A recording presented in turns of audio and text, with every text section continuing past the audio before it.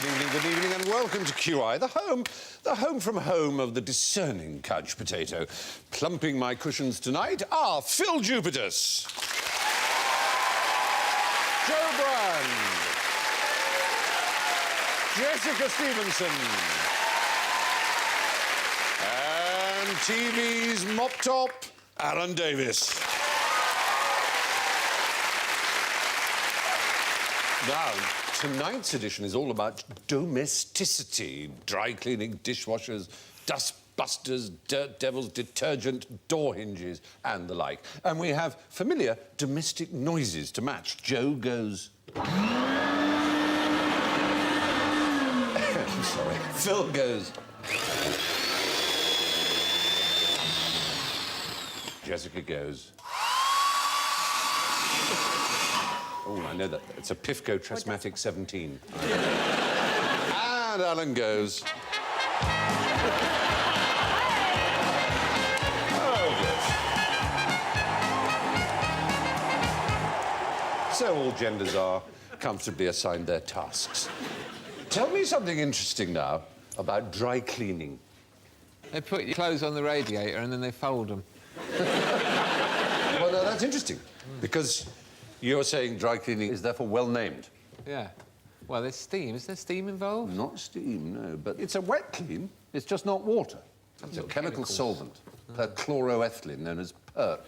Dry cleaning is actually something spies do, isn't it? The sort of procedures they go through to try and find out whether they're being followed or not. Well, I'll give the young lady girl some points. Absolutely right, yes. They do sudden U-turns when they're driving, and they dip into shops and go out the back exits and Check so on. whether an umbrella's just about to go up their arse. That's that kind of thing, exactly. And they call it dry cleaning for some reason. So while we're on the subject of dry cleaning materials, what use did Ray Davis have for 100,000 gallons of dry cleaning fluid in 1964? Had the kinks run out of crack? Not that, I don't think crack had been invented in 1964, but there is Ray. You're no relation, are you? No relation that I know of. No. Did he have a dry cleaning shop? We put up a picture of Ray Davis because you mentioned the Kings, but this particular Ray Davis, who's a physicist, and he wanted to find out how many neutrinos were being beamed out of the sun, and so he had this huge pit dug in Leadville. There he is. Oh, Ray Davis! Yeah! You see? Oh, right. He's rather endearingly known as Ray Davis Jr., actually. And he had all this done, 50,000 feet nearly underground, because neutrinos are weird things that go through everything. There are millions literally going through your body now, all the time. They have no mass. They go through light years thickness of lead. Just like that, without leaving a trace. So this Mr. Davis here, as we have a panel of ladies tonight for a change, Stephen, hot or not? What do you reckon? Would you? I think he is hot. Yeah? Waiting under the sun and to count after the a few neutrinos. pints of dry cleaning fluid, Would you have a crack at him? Would you? I'd wave my crack. Wave your crack at him. Can you do that with cracks? I don't know, you can. You can if you've got a specially designed trolley. Well, the reason he had this dry cleaning fluid is there's lots of chlorine in perchloroethylene, and one neutrino will change it to one atom of argon, so you can know how many neutrinos have hit it, and then you know how much neutrino activity is coming from the sun. Is this every time you talk like this, can a physicist do a shot? Is this some kind of bizarre physics drinking Well, game? it is. No, it's at the very basis of all our understanding of the universe, So is what to happens try and to- understand the neutrino. So is it... Just run it by me again. You've got neutrinos streaming, solar neutrinos, streaming from the sun. Solar neutrinos. Billions and billions but and billions if neutrinos a are second. everywhere, how do you distinguish between the solar neutrinos and any other neutrinos? I'm sorry, I just... You know, you're so right. They are essentially invented to make the mathematics of modern physics work. Right. Some people believe they really are the secrets of the entire universe. I am finding this absolutely fascinating, but if we could have the picture of Ray up again, I think the most extraordinary thing, a bloke in marigolds, I think that... He's only got yellow because probably Mrs. Davis got them. I've got your new work gloves, Ray. Are the neutrinos going through me now? Yes, dear. You never feel them. What did he do with all the dry cleaning fluid afterwards? Did he then It's a open a dry very good cleaning point, because shop? it's hazardous waste. Chuck it in the river. Probably did. It was deep down in the ground. It's probably still there in Leadville. Leadville, South Dakota, rather than Leadville, Colorado, I believe. Oh, he's American, is he? Ah, yeah, you see. But he doesn't look American. I know what you mean. He looks like he's in a shed in Gloucestershire. He's not a howdy, is he? He's a hello. I'm right. But he has one thing that he is in the Guinness Book of Records. The biggest penis in physics. Oh, dear. He was the oldest ever winner of the Nobel Prize. 88 years old, he won the Nobel Prize. I think he is related to me, actually. You see, Yeah, the Nobel Prize winner. I've heard of him at Christmas. Your cousin Ray won a Nobel Prize. Are you busy? Of course you're not. A little more domestic science now, I think. What was the propulsion system used for the very first vacuum cleaner? Oh, my dear Phil. Mr. Kingdom Brunel, I believe, fashioned a 95-ton steam-powered Hoover that sucked his entire house into it. Which is why, when you see those photos of him by the big chains, he always looks so grumpy. Because he has to get in the bag every night to go to bed. Where do you think... I'll turn to the girls, because you'll know far more about vacuum cleaners. I'm joking, of course. It's post-ironic something or other. Which country do you think first saw I think it was in England. It was, I correct. think it was like a couple of really energetic hamsters sort of running round on a wheel. Well... Someone thrashed them. They were horse-drawn. The horses weren't actually powering the vacuum. Horse-drawn The first Hoover? one was a horse-drawn Hoover. Why would that be, do you imagine? Is it farming related? Not farming related. It was simply that they were so vast. You couldn't sell an individual one to a house. It was a cleaning service done from the street. Obviously, the hoses went in through the window. And the clever thing was he had transparent tubes, so everybody would gather around and watch the dust being sucked in and go, ooh, and ah, and hurrah. Do you do hoovering? Do you hoover? Do you hoover? Do you hoover? Brenda Hoover's in my... Brenda. She's your... Whilst listening to the soundtrack of Mamma Mia on an iPod. Wearing nothing but frinny panties? She's 59. I have a quotation for you here, specifically for you, Joe. How do you know if it's time to wash the dishes and clean your house? Oh, because bubonic plague has broken out? This is a quotation from a dictionary of comic quotations, and the author of the quotation is one Joe Brand. Oh, that one. She's crap. The other is, look inside your pants. If you find a penis in there, it's not time.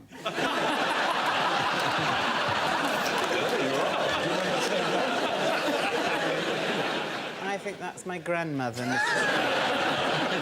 She's always saying things like that. Anyway, there's your vacuuming. Hubert Cecil Booth, 1903, he invented it. He was from Gloucestershire. But from housework, I think, to homework. Complete the following sentence using the appropriate adverb. That's the word that usually ends in ly. So, the first practical dishwasher was invented to wash dishes more quickly. Yes. Oh, dear, no. Thoroughly. Nor thoroughly. Cleanly. Oh, dear. You're doing well on the adverbs. Yes, I've But used it's several neither adverbs. quickly nor cleanly. More often than women could be asked to. Daily. Not more. See what I did there? Not more daily, no. It's Steamily! Soundly. Slowly. not more slowly, but... Fastly. Safely. Safely is the right answer. Well done! Well done, Jessica. Excellent. Yeah. The inventor was an American woman, and she was very rich, so she didn't need to wash the dishes herself, so it wasn't done as a labour... Mrs. Hotpoint. Her name was Cochrane. Oh, mama! Joe... Oh, you thought Raymond Davis was Foxy. Yeah. She was from a quite grand family. Her great-great-grandfather, John Crazy Fitch, invented the steamboat because he said, I'm going to get this boat, it's going to have steam driving the wheels. And You're he said, crazy, John! You're crazy! It just sort of stuck. Just watch me. Yeah. But she had 17th century porcelain, which she was very fond, and her servants were forever chipping it as they washed up. And one night, She actually dismissed them for the evening, said, I'm going to wash up and show you how it can be done without chipping. And she found she was chipping things, so she said, I need to invent a machine that will wash without chipping. So the idea of the racks, to put them all in separately so they never knock against each other. And it was a huge success. And when her husband died in 1883, leaving her virtually penniless, she actually needed it. She built a small one and a big one, and a big one could do 200 dishes in 2 minutes and dry them. It cost $250, which was a huge amount then. I'm talking about the 1880s. It was really hotels and big institutions that bought them, but it won first prize at the World's Fair in Chicago in 1893. Is that her there? That's the wonderful World's Fair of Chicago, which was a great event in its own. They had the world's first Ferris wheel, designed by George... Clooney. And Mildred. First Ferris wheel. George Ferris. Yes, well done. You see, you've made up for a little bit of embarrassment early on. But there we are. In the words of Emma Bombeck, housework can be fatal if you do it right. In Britain, the odds of being killed in an accident in your home are the same as those of being killed in a car crash. In 2003, a woman in Scotland was killed in a freak dishwasher accident. What She happened? slipped on the floor and fell onto a knife sticking out of the cutlery basket. That's right. Sure, you put the knives I've in cut my palm point doing down, don't you? Well, sometimes you get a better clean on the blade if it's blade up. I clean my knives in a crossbow. Some people say it's foolish. I put them in the Hoover and set it on blow and then just shoot water at them around the kitchen as I sit with a plug, bare wired at my feet, peeing on it. Gotta get a better clean. What was the second commonest cause of death for women up to the year 1800? Yes. Kestrels. What a wild stab in the dark. Childbirth. Childbirth was number one. Oh, right. Very good that you... Was Kestrels number 2? It was number 2 I was asking for, and I took that to be your answer first time round. Was it dehydration from having to lick the carpet clean because Hoovers haven't been invented? Were these deaths at night? Because I could go with owls. Let me say, it's no kind of bird of prey. Not even a swan. Not even... No. Swans flying at women really hard with stiff necks until they went through their bodies like a javelin. No. It's a nice Women lying all over the British countryside with I swans. know. Riding accidents. No? No. Was it horse riding accidents? No, that's, if I may say so, a great deal more intelligent, and I don't mean that in a patronising Beaten way. to pulp by the husband. Oh, hello. No, domestic violence was not it. It was Beaten to a domestic. pulp by their sons. That would still be domestic violence. Falling down the Was it stairs. being ducked It was as a witch trying to do and something. drowning? It was engaged in a domestic Cooking. activity. Cooking is the right answer, yes. Death by cooking. Yeah, largely because their dresses would catch fire. I don't know why that's funny. It is. The second most common cause of death. After childbirth, amongst What happened to you? Set light to herself and... I bet a lot of their husbands came in and went, blimey, that's a big roasty. Well, a quick scoot round now. Some handy household hints that I want you to help me with. Joe, what's a good way to create the impression that you've cleaned the house when you haven't? Just lock the door and kill everyone. This is to create that awful word, freshness. Open the window? Well, you'd think, frankly, that is... Drink some lavender water and have a piss. Every time you get a minicab home, nick the little tree off of his mirror. I'm no fan of this tip, and it only works in the autumn and winter months. You spray or apply furniture polish to a radiator, and it fills the room with the smell of furniture polish. These hints are either from a book called Trade Secrets by Catherine Lapworth and Alexandra Fraser, or from Super Hints by the lady... Those two. Do you know... Slags, the pair of them. What do you know? There's a book called Super Hints by the Lady Waddington. Yeah, I know her. Do you know the Lady Waddington? She's a bitch. So, you know, let's get on to more practical All right, OK, complications. Jessica, we'll try this one. How would you treat silk like spaghetti and vice versa? What, store it in a jar? Or There's cook something it you can with do to each of them. bolognese? Throw it against the wall, see if it sticks. Ah! But what sort of wall? Kitchen. A kitchen wall. Take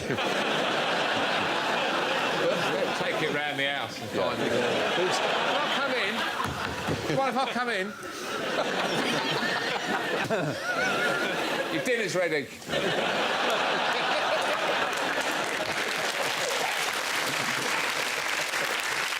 Whereas in the case of silk, why would you throw silk against the wall? Well, Having a passion, fit, you know. You'd throw silk against a brick wall. It would stick if it... If it was silk. If it were silk, exactly. It's a test to see if it's not polyester or good. crimplin or something. But it's ruined then, once you've peeled it off again. Well, it doesn't stick like spaghetti. It just catches and you just pull it off. Took the paint off my kitchen wall, the spaghetti. Yes, but the silk wouldn't take anything off your brick wall. That's all vice versa. Nonetheless, Brenda wouldn't chance it now. If she saw any silk stuck on the wall, she'd leave it. So, Phil, what would you clean with A, a stick of rhubarb? Dog's arse, next. A dog's arse, right. Right. Get it And right in B, there. Get it in. One use per stick of rhubarb? I wouldn't be putting it in the crumble if that's what you're asking. Brown sauce is Brown our next sauce? one, yes. I'm bracing myself for the sirens, but coins. Window. Yeah, they would clean them. No, windows, no, I don't think. No. Not windows. No, really, I mean, coins was a good answer. I mean, copper and brass, yeah. But I don't want you to get all excited and think, my God, I've got 2 points for that, because actually the rhubarb sticking it up a dog's ass is not right. Some people say aluminium saucepans come up lovely with the rhubarb, but certainly silver. Silver does very well. You clean silver with rhubarb? How do you do that with a sort of stick? I mean, Yeah, you just rub it in like that and then you buff it Because off. if I walked into a room and saw a man rubbing rhubarb on my silver, I would beat him to within an inch of his life and call the police. And then you walk in there and he's doing what you've recommended. Morning. The dog's in the other corner looking a bit nervous. Well, anyway, it seems to be true. These are good, ecologically sound things. We may have to return to the days when we used lemon and vinegar and brown sauce. I'd never get my coppers out my pocket and think they look a bit dull. You're the ones who suggested coins. I was saying a kettle, for example, or any other... No one has a kettle like that. What are you plugging that? Look at it. We don't all live in a fluffy, duffy Dickensian world of charm like you. Oh, there goes the kettle. And on the Aga. It's a perfectly sensible way of cooking food and preparing meals, and it keeps the kitchen warm. It's so... I wonder if f***ing Twinings had you, pal. It was... I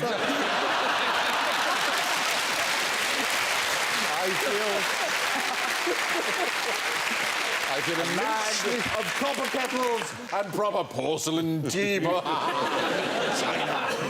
England. Cricket. Can you do an advert where you're cleaning a kettle with some brown sauce? I jolly well will now. Stephen Fry for HP. Oh, you're ineffably silly, but totally on fire, and that's wonderful. You should have some points somewhere along the line, but not for the rhubarb up the dog's arse. Alan, your chance to shine, but not in this case kettles. What is the cheapest way to remove bloodstains from clothes?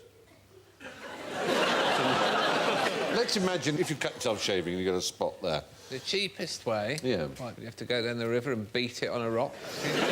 Quicker than that. I mean, keep the shirt on almost. Hot water, spit. Oh, you're right. Your own saliva. Yeah. Suck it out. Can I just say I'm so impressed you've got a picture of my husband in our fantasy sex. What do you wear in this scene? I sort of kind of chop one of my limbs off and kind of make myself white and just lie there like this. And he comes looms in. gives me an injection, cleans me arse with a bit of rhubarb, and then we watch Neighbours. It's great. You see, there's no need to go out on the town beating people up and drinking Bacardi breezes. You can have innocent time. So, I know about hoodies and pikeys and chabs.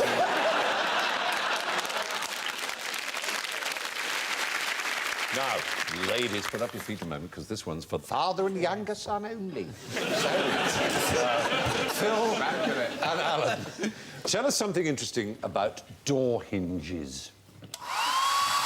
door hinges used to be made out of wood. Yes. But they weren't very effective. And so then they started making them out of metal. And it's got a lot better since then. You can clean them with brown sauce. Well, that's true. That is true. Have you ever hung a door on its hinges? Have you ever fitted hinges to a door? Yeah, we have. We have. You We have? both- yeah. Yeah. All right, so how do you space the hinges out? Let's say the top hinge is Yeah. 6 inches from the lintel. Yes. where would the bottom hinge be? 6 inches from the I like floor? the No, it fact would be that he's actually lower. taking seriously that we really have hung doors. I have hung a door. Oh, she has really hung a door. I've hung a I've bloke. probably hung it wrong. The point is this. Let's say this is the jamb. So the up one, that's 6 inches from the top, but that's 9 inches up. In order to create the effect of them being equally spaced, because you're always looking down at the bottom one, and there's foreshortening, if you actually equally space them, it looks wrong. It looks as if the lower one is too low. So you have to do it to that. But in America, it's 5 and 10. And in some western states of America, it's 7 and 11, like a shop. Yes. It is. 7 inches down, 11 up. I know, it's a shocker. You heard it here first, Joe. I'm frightened now. I bet you are. Is there a doctor I here? want to imagine you measuring your door hinges when you get home and say, Stephen was right. I'm going to send you a 6, picture of me 9. measuring my door hinges naked. Yes, please. I want it. But the middle one goes exactly in between the two. So there's the 6, the 9, and then in the middle. There's the interesting thing about Doors are hinges. 78 inches long. All doors. Domestic doors, generally, you might have to take That's a bit off. 6'6". How do you know that? Bought a door recently. You see? And who why, hung it? Who hung because- it on its hinges? My friend Keith is a carpenter. Well, he'll know about that. He's also a stand-up comedian, so it's a right laugh having him round. Oh, my God. The door handle kept turning like that, and turning and turning and turning, and I couldn't get into the loo. And I really needed to go, so I kicked the door in. It's the only time I've ever kicked a door in. It's rather brilliant. good. And Great it's a really feeling. cheap, Brenda in flimsy there. door, and it smashed like that, and it exploded, and the door bit fell down, there was wood everywhere, and I burst in and had a crack. Lovely. Very nice. When I left university, me and my friend Hugh Laurie shared a house, and we had a bit of work to do, and our plasterers, do you know who they were? Oh, Cannon and ball. Charlie Charlie Paul Hickson and Whitehouse. Paul Yeah, Whitehouse were our Charlie, yeah. plasterers. And you were their inspiration. Yes. For so many For theirs, characters. Exactly. Yes. Stephen, the fellas in the hall are awfully funny. That's you, is it? Right. I'm telling you. You're bad. What do you say we listen in on them and make a few jokes? I think the boot was on the other foot. I think the boot was very much on the other, but they overheard us being amusing in the kitchen. Now, finally, we plunge into the cupboard under the stairs to entangle ourselves in the kite strings of general ignorance. So, fingers on buzzers, and first one to name a drink made from beans. Oh, it's got to be coffee.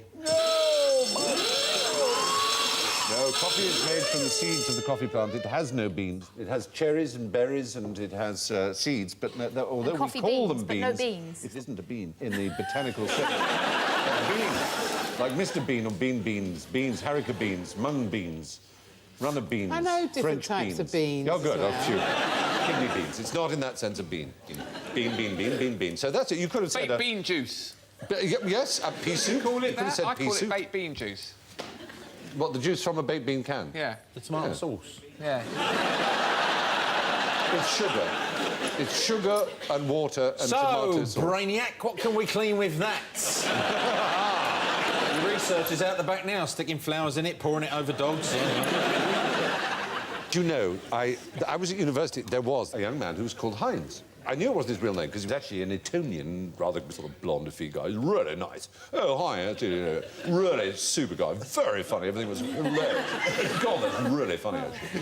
Seriously funny. Really nice. And I asked a friend who'd been at school with him, I said, oh, yeah, his name's William or Piers or Hamish or whatever, you know. I said, why does everyone call him Heinz? He said, no, well, it was at school. Somebody burst into his room without knocking and he had a mound of baked beans all over his knob and he was wanking in it. So this poor guy is called, and everyone's called him Heinz. He went, hi, yeah, absolutely, yes, yeah, Heinz. I used to put boiling hot cheese on top of my beans. I hope you didn't. On top of your beans, thank God for that. Is beans a euphemism in this case? When you go in and he's there, what do you say in that situation? Sorry. Black pepper, sir.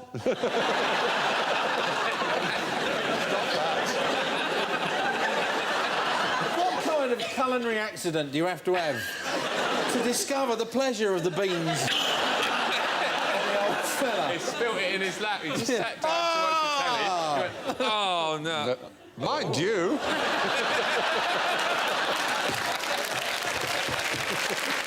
Oh, hell. So, yes, pea soup, you could have said, of course, is something you drink that's made from beans. Coffee is really a fruit and made from seeds, not beans. Now, have you ever slid down a banister? Yes.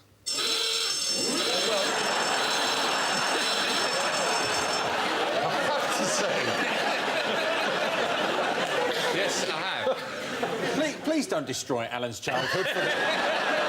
There he is, bless him. Yes, the point is this, that the little thin up and down is our balusters, sometimes wrongly called banisters, and the bit on the top is the balustrade. So you should be sliding down a balustrade, not a banister. When I was at college, I slid down a barrister. Did you? Did you hit yourself on the knob at the end?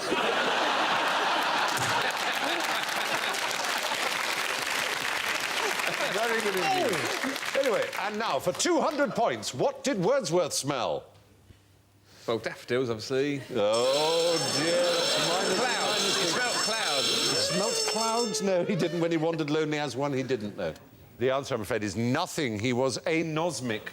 He had no sense of smell at all. He could not smell anything. It was Robert Southey and various others reported on this. He had no Is that why sense he's of smell. looking kind of worried? He is looking very worried there. Well, what does it smell like? He only makes 2 references to smells in all his poems. You can be congenitally anosmic, or you could get it from a bang on the head, or occasionally from vitamin A deficiency. So it's time, ladies and gentlemen, one and all, to look at the scores. Do you know, for the first time on the show, and she's the outright winner with -3, it's Jessica Stevenson! Phil comes in second for the men with -4. And Joe, third place with -18. Oh! That means the man who'll be cleaning the studio and waxing the floor is none other than Alan Davies on -64.